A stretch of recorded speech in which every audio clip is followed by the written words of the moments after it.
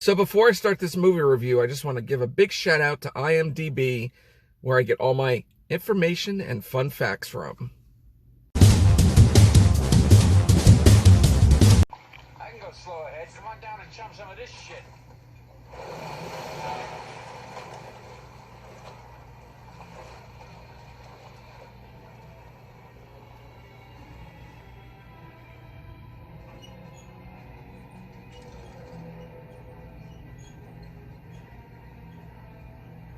You're gonna need a bigger boat. What's up, everyone? Movie Maniac here with another movie review. And of course, since it's summertime, I'm going to put out a bunch, probably here and there, of summer movies. So stay tuned for that. So, of course, the first summer movie, is Jaws. And it came out in 1975. I wasn't even born yet. It starred Roy Scheider, Robert Shaw, Richard Dreyfuss, and Lorraine Gary. And the director was Steven Spielberg. So this movie is basically about when a killer shark unleashes chaos on a beach community, it's up to a local sheriff, a marine biologist, and an old seafarer to hunt the beast down. And before I start to go into my review and what I think about this film, this was actually based on a book, and the author was Peter Benchley. And here's a little fun fact. He was actually thrown off the set after objecting to the climax of the film. Apparently there was some decisions there with Steven Spielberg that he made or did that the author did not like. So what did I think about this film? I enjoyed it. It's a fantastic film. How could you go wrong with Steven Spielberg? I mean, there's maybe a few movies then and there he made that were not great, but most of what he's done, perfect. It's, like I said, it's a summer movie. It's a beach movie. Killer shark on the loose. He kills he eats a dog. He kills people. I mean, it's basically, I would probably say it is a horror film. It is a horror film. Just the extent of back then when you see the special effects with the blood coming out of the ocean after he ate people or whatever it was. It's a good film. I think everybody did a fantastic job in this, between the director, the cinematography, the special effects. I mean, some of the special effects you could see were kind of corny because of the shark was just, I mean, I think there was some shots you could tell it was fake, but for what they did back in 1975, it was a very good film, and how they made it was excellent. The actors were great. Everybody did a great job in this film. I remember the first time I watched this, and I think I was like 12 years old or 13, whenever it was. I was in shock. I was surprised. Like, what?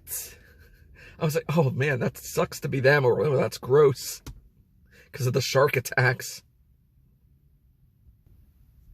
And honestly, the shark in the movie, named Bruce, that's what Steven Spielberg called it, was only in this film for about 4 minutes.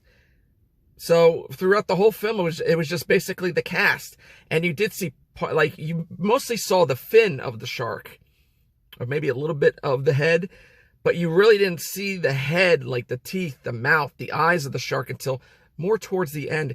And I have to say, I mean, I don't want to ruin it for anybody, but that last scene on the orca, the boat, when the shark is attacking the boat and what happens to you-know-who, I was like, what? Wow. I was in shock and awe during that final scene there. But overall, do I recommend this film? Absolutely. Good time summer movie? Absolutely. It is, like I said, it's a horror film. So in the age range, I would definitely not let your little kids see this film. It would scare the heck out of them. Basically, I would probably wait till they're like maybe 11, 12, around that age and up, of course. But I highly recommend to see this film. It's a great film. Steven Spielberg did an excellent job, like I said before. Of course, you can buy it. You can rent it. It's probably on Netflix, Hulu, Demand, or whatever else is out there. This is a must-see film in your lifetime. And now it's time for fun facts, and there's a bunch of them. Robert Shaw and Richard Dreyfuss could not stand each other, and the two argued all the time, which resulted in some good tension between Hooper and Quint. And this one I got a kick out of. When composer John Williams played the score for director Steven Spielberg, Spielberg laughed and said, I quote, "That's funny, John, really, but what did you really have in mind for the theme of Jaws?" End quote. The line, "You're gonna need a bigger boat," was not scripted, but was ad-libbed by Roy Scheider.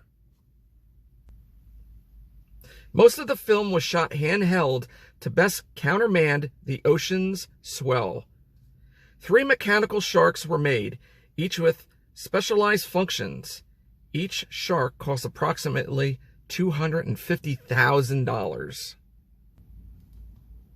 Spielberg shot roughly 25% of the film from water level to provide the viewers the perspective as if they were treading water.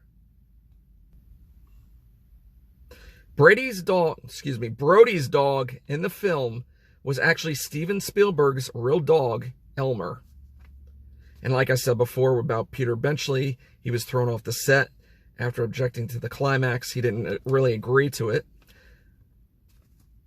Martha's Vineyard, Massachusetts, was used as Amity Island. Residents were paid $64 to scream and run across the beach as extras.